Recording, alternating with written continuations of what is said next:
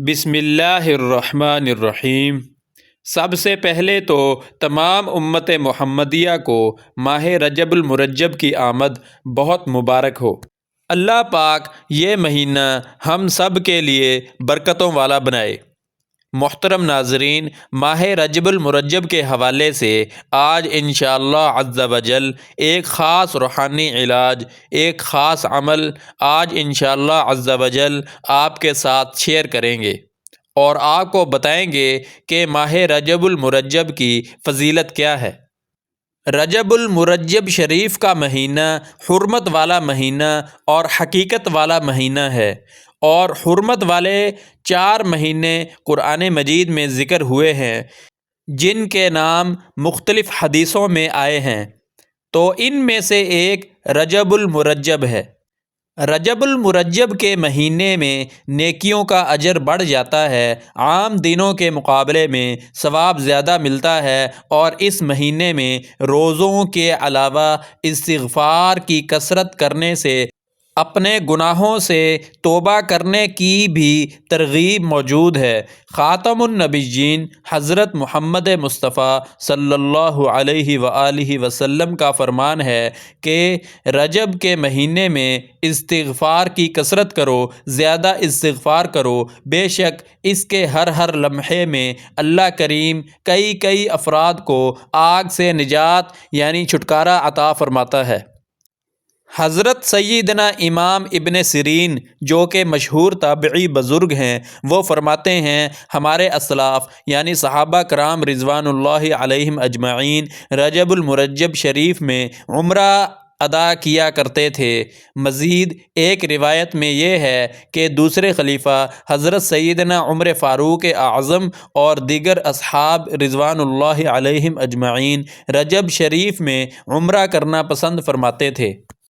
حضرت be be عائشہ صدیقہ رضی اللہ تعالی عنہا اور صحابی ابن صحابی حضرت عبداللہ بن عمر رضی اللہ عنہما رجب شریف میں عمرہ ادا کیا کرتے تھے۔ اس کے علاوہ اور بھی اس کی بہت برکتیں ہیں، مثلاً ایک یہ ہے کہ رجب المرجب میں پیارے آقا محمد مصطفیٰ صلی اللہ علیہ وآلہ وسلم کو معراج شریف ہوئی تھی، جو بہت برکت والی رات ہے۔ حضرت سیدنا سلیمان فارسی رضی اللہ عنہ سے روایت ہے کہ نبی کریم حضرت محمد مصطفیٰ صلی اللہ علیہ وآلہ وسلم نے ارشاد فرمایا، رجب میں ایک دن اور رات بہت اعلیٰ ہے، جو اس دن روزہ رکھے اور رات کو قیام یعنی عبادت کرے تو گویا اس نے 100 سال کے روزے رکھے، اور وہ 27 رجب المرجب کا روزہ ہے۔ تو یوں 27 رجب کا بھی روزہ رکھنا چاہیے، کیونکہ اس کی بڑی فضیلتیں بیان ہوئی ہیں۔ ایک روایت کے مطابق 27ویں رجب المرجب کا جو روزہ ہے، جو شخص یہ رکھ لیتا ہے، اسے 60 مہینوں کے روزوں کا ثواب ملتا ہے۔ یوں بڑی برکت والی یہ گھڑیاں ہیں، بڑا برکت والا مہینہ ہے، عبادت کا بیج بونے کا مہینہ ہے، اس میں خوب عبادت کرنی چاہیے۔ پھر شعبان جو کہ اللہ کا مہینہ ہے، نبی کریم حضرت محمد مصطفیٰ صلی اللہ علیہ وسلم کی ایک حدیث میں شعبان معظم کو شہر اللہ کہا گیا ہے، جس کا مطلب ہے اللہ کا مہینہ۔ پھر ایک اور جگہ آپ صلی اللہ علیہ وسلم نے شعبان المعظم کو اپنا مہینہ قرار دیا ہے۔ سرکار دو عالم محمد مصطفیٰ صلی اللہ علیہ وسلم نے یہ فرمایا کہ شعبان شہری، ترجمہ شعبان میرا مہینہ ہے، اور رمضان المبارک کو امت کا مہینہ قرار دیا گیا ہے، یہ امت کا مہینہ ہے۔ مزید ایک اور جگہ ماہ رجب کے بارے میں ہمارے آقا محمد مصطفیٰ صلی اللہ علیہ وآلہ وسلم نے ارشاد فرمایا کہ ماہ رجب یہ میرا مہینہ ہے، ماہ رجب یہ عبادت کا بیج بونے کا مہینہ ہے، عبادتوں کا مہینہ ہے۔ اور ایک دوسری جگہ رجب المرجب کو اللہ کا مہینہ کہا گیا ہے، اور نبی کریم صلی اللہ علیہ وسلم فرماتے ہیں کہ ان رجب شہر اللہ، یعنی بے شک رجب اللہ کا مہینہ ہے۔ سرکار دو عالم علیہ الصلاۃ والسلام رجب المرجب میں ایک بڑی پیاری دعا کیا کرتے تھے، آئیے ہم بھی مل کر لیتے ہیں۔ وہ دعا یہ ہے: اللہم بارک لنا فی رجبی وشعبانی وبلغنا رمضان۔ ترجمہ: اے اللہ پاک، ہمارے لیے رجب اور شعبان میں برکت عطا فرما اور ہمیں رمضان تک پہنچا دے، آمین یا رب العالمین۔ محترم ناظرین، ذرا غور کریں، اس دعا میں رجب اور شعبان کی برکت کی دعا کے ساتھ ساتھ رمضان سے کیسا پیار چھلک رہا ہے کہ ہمیں رمضان تک پہنچا دے، ہمیں رمضان سے ملا دے۔ تو یہ اللہ والوں کو رمضان سے بڑا پیار ہوتا ہے۔ یہ تینوں مہینے بڑے کمال کے مہینے اور اللہ کے مہمان مہینے ہیں۔ رجب اللہ کا مہینہ، شعبان کے بارے میں آقا دو جہان فرماتے ہیں، شعبان میرا مہینہ ہے، اور رمضان کے بارے میں فرمایا کہ رمضان میری امت کا مہینہ ہے۔ اب آپ غور کریں، گویا نور کی سیڑھیاں ہیں، رحمت کا راستہ ہے۔ پہلے رجب آیا، پھر شعبان آیا، اور سبحان اللہ پھر رمضان المبارک۔ علامہ صفوری رحمۃ اللہ علیہ بڑی پیاری بات فرماتے ہیں۔ آپ فرماتے ہیں، رجب بیج بونے کا مہینہ ہے، شعبان ان بیجوں پر پانی ڈالنے کا مہینہ ہے۔ جو تھوڑی بہت فصل اور باغ کو سمجھتے ہیں، پہلے کیا کرتے ہیں؟ بیج ڈالتے ہیں، پھر پانی ڈالتے ہیں، اس کا خیال رکھتے ہیں، پھر کیا ہوتا ہے؟ پودا اگ جاتا ہے، فصل تیار ہو جاتی ہے۔ تو فرمایا رجب بیج بونے کا مہینہ ہے، شعبان ان بیجوں پر پانی ڈالنے کا مہینہ ہے، اور رمضان فصل کاٹنے کا مہینہ ہے۔ اور پھر اس کی وضاحت میں فرماتے ہیں کہ جو رجب میں عبادت کا بیج نہیں بوتا، شعبان میں ان بیجوں پر اپنے آنسوؤں سے آبیاری نہیں کرتا، یعنی پانی نہیں ڈالتا، تو وہ رمضان میں رحمت کی فصل کیسے کاٹے گا؟ محترم ناظرین، تیار ہو جائیے، اب عبادت کا سلسلہ شروع کرنا ہے۔ اگر آپ کو سال بھر گناہوں کی تھوڑی بہت گرد لگ گئی ہے، مسجدوں سے دور ہو گئے تھے، عبادت میں سستی ہو گئی تھی، تو یہ رجب المرجب ایک پیغام دے رہا ہے کہ اب آ جاؤ، پھر سبحان اللہ، مسجد کی طرف آ جاؤ، عبادتوں کی طرف آ جاؤ، تلاوت کی طرف آ جاؤ۔ علماء بڑی پیاری بات فرماتے ہیں رجب المرجب میں 3 حروف ہیں، را، جیم اور با۔ ان تینوں کے کیا معانی ہیں، اس کی تفصیل آپ کے سامنے بیان کرتے ہیں۔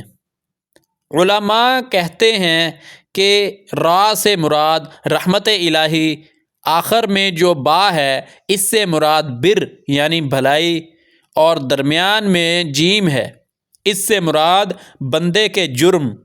اللہ کی رحمت یہ اعلان کرتی ہے کہ میری رحمت اور میری بھلائی کے درمیان میرے بندے کے جرموں کو کر دو تو اللہ کی رحمت گناہ معاف کر دیتی ہے۔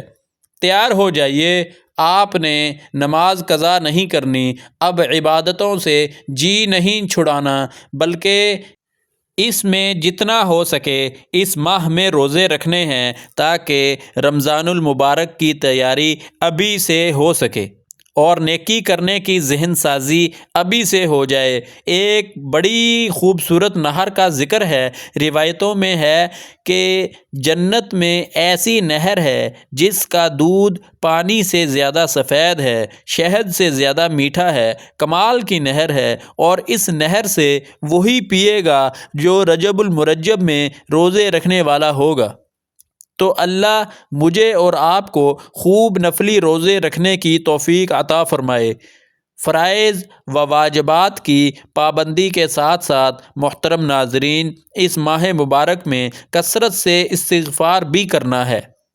ہمارے آقا محمد مصطفیٰ صلی اللہ علیہ وآلہ وسلم نے ارشاد فرمایا کہ ماہ رجب میں استغفار کی کثرت کرو کہ اللہ پاک ماہ رجب کے ہر لمحے کے اندر کئی افراد کو آگ سے آزاد فرما دیتا ہے۔ تو ناظرین، جہنم سے آزادی کا ایک عمل یہ بھی ہے کہ ماہ رجب المرجب میں عبادت کی ادائیگی کے ساتھ ساتھ ہم استغفار کی کثرت بھی کریں اور استغفار کو اپنے اوپر لازم بھی کر لیں۔ استغفار کی ایک اور فضیلت میں عرض ہے کہ ہمارے آقا محمد مصطفیٰ صلی اللہ علیہ وآلہ وسلم نے ارشاد فرمایا، جس نے استغفار کو اپنے اوپر لازم کر لیا، اللہ پاک اس کے لیے راستے ہموار کر دیتا ہے اور اس کے لیے غیب سے اسباب پیدا فرما دیتا ہے اور اس کے لیے ایسی جگہ سے رزق عطا فرماتا ہے جہاں سے اسے گمان بھی نہ ہوگا، اور استغفار پڑھنے والے کی پریشانیاں بھی دور ہو جاتی ہیں۔ اور استغفار کیا ہے؟ دیکھیے، استغفر اللہ استغفر اللہ استغفر اللہ، یہ بھی استغفار ہے۔ استغفر اللہ ربی من کل ذنب و اتوب الیہ، یہ بھی استغفار ہے۔ اس طرح بھی آپ استغفار کر سکتے ہیں، اور چاہیں تو سید الاستغفار بھی آپ لازمی کیجئے گا۔ اور سید الاستغفار کون سا ہے، اس کو کیسے پڑھنا ہے، اس کی پوری تفصیل ہم آپ کو بتاتے ہیں۔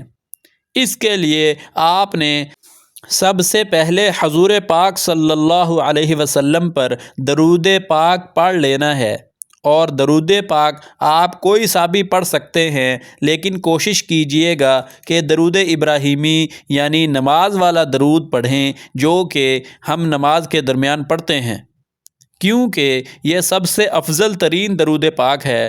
امام حسن رضی اللہ تعالی عنہ فرماتے ہیں کہ جب بھی آقا دو جہان صلی اللہ علیہ وسلم پر درود پڑھو تو خوش دلی کے ساتھ، خشوع و خضوع کے ساتھ پڑھو، اس لیے کہ نبی کریم صلی اللہ علیہ وسلم خود درود سنتے ہیں۔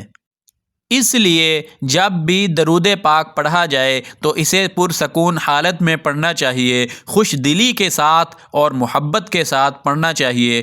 ایک بار ثواب کی نیت سے میرے ساتھ بھی درود پاک پڑھ لیں۔ اللہم صلی علی محمد وعلی آل محمد کما صلیت علی ابراہیم وعلی آل ابراہیم انک حمید مجید۔ اللہم بارک علی محمد وعلی آل محمد کما بارکت علی ابراہیم وعلی آل ابراہیم انک حمید مجید۔ درود پاک جب آپ پڑھ لیں تو پھر سید الاستغفار کی ایک تسبیح پڑھ لیں۔ سید الاستغفار پڑھنے سے آپ کے چھوٹے بڑے اگلے پچھلے ظاہری پوشیدہ تمام گناہ معاف ہو جاتے ہیں، یعنی سوائے حقوق العباد کے جتنے بھی گناہ آدمی نے کیے ہوتے ہیں، چاہے وہ سمندر کی جھاگ کے برابر ہوں، وہ تمام کے تمام گناہ سید الاستغفار پڑھنے سے ختم کر دیے جاتے ہیں۔ حقوق العباد سے مراد بندوں کے وہ حقوق ہیں کہ جسے ادا کرنا لازم اور ضروری ہوتا ہے، جیسے کسی انسان نے دوسرے انسان کا مال چرایا ہے تو جب تک وہ مال اسے واپس نہ کرے گا تو کسی قسم کے استغفار سے اللہ تعالیٰ وہ گناہ معاف نہیں کرے گا، جب تک کہ اسے چوری کیا ہوا مال واپس نہ کر دیا جائے۔ جبکہ حقوق اللہ یا وہ گناہ جن کا تعلق اللہ کے ساتھ ہے، وہ تمام کے تمام گناہ چاہے جتنے بھی بڑے کیے ہوں، اللہ تعالیٰ انہیں معاف کر دے گا۔ سید الاستغفار یہ ہے: اللہم انت ربی لا الہ الا انت خلقتنی وانا عبدک وانا علی عہدک ووعدک ما استطعت اعوذ بک من شر ما صنعت ابوہ لک بنعمتک علی وابوہ بذنبی فاغفر لی فانہ لا یغفر الذنوب الا انت۔ سید الاستغفار پڑھنے کے بعد آپ نے ایک بار دوبارہ درود شریف پڑھ لینا ہے جو اوپر بیان ہوا ہے۔ اللہ کی رحمت سے ماہ رجب میں استغفار کرنے کی برکت سے جہنم سے آزادی بھی نصیب ہوگی، اور اللہ کی بارگاہ میں توبہ اور استغفار کرنے کی برکت سے ہمارے گناہوں کی معافی بھی حاصل ہو جائے گی۔ اللہ تبارک و تعالیٰ سے دعا ہے کہ یا اللہ ہمارے دلوں کو ایمان کی روشنی سے منور کر دے، ہمارے گھروں میں سکون اور ہماری دعاؤں میں اثر عطا فرما، جب ہمارا موت کا وقت آئے تو ہمیں ایمان اور اللہ کی محبت کی حالت میں اٹھا دعا ہے کہ اللہ تعالیٰ نیکی کی بات کو سننے، سمجھنے اور اس پر عمل کرنے کی توفیق عطا فرمائے۔ میرا سنانا اور آپ کا سننا اپنی بارگاہ الہی میں قبول و منظور فرمائے، اور ہمیں ماہ رجب کی آمد کے حوالے سے پوری طرح تیار رہنے اور رمضان تک اپنے آپ کو روحانی طور پر ترقی دینے کے لیے تیاری کرنے کی توفیق عطا فرمائے، اور ہمیں باجماعت نماز ادا کرنے اور تلاوت قرآن حکیم کرنے اور کثرت کے ساتھ ذکر اللہ کرنے اور ماہ رجب کے روزے رکھنے اور اس کثرت سے استغفار کرنے کی توفیق عطا فرمائے، تاکہ ہماری دنیا اور آخرت دونوں کامیاب اور کامران ہو سکیں۔ آمین یا رب العالمین۔ محترم ناظرین، ثواب اور برکت کی نیت سے اللہ کے 99 ناموں میں سے کوئی ایک نام کومنٹ سیکشن میں ضرور لکھیں۔ اگر ویڈیو اچھی لگی تو ویڈیو کو لائک کریں، شیئر کریں اور چینل کو سبسکرائب کر دیں، تاکہ روزانہ آپ کا اور ہمارا ساتھ بنا رہے۔ اگلی ویڈیو تک کے لیے اجازت دیجیے۔ اللہ نگہبان۔ والسلام علیکم ورحمۃ اللہ۔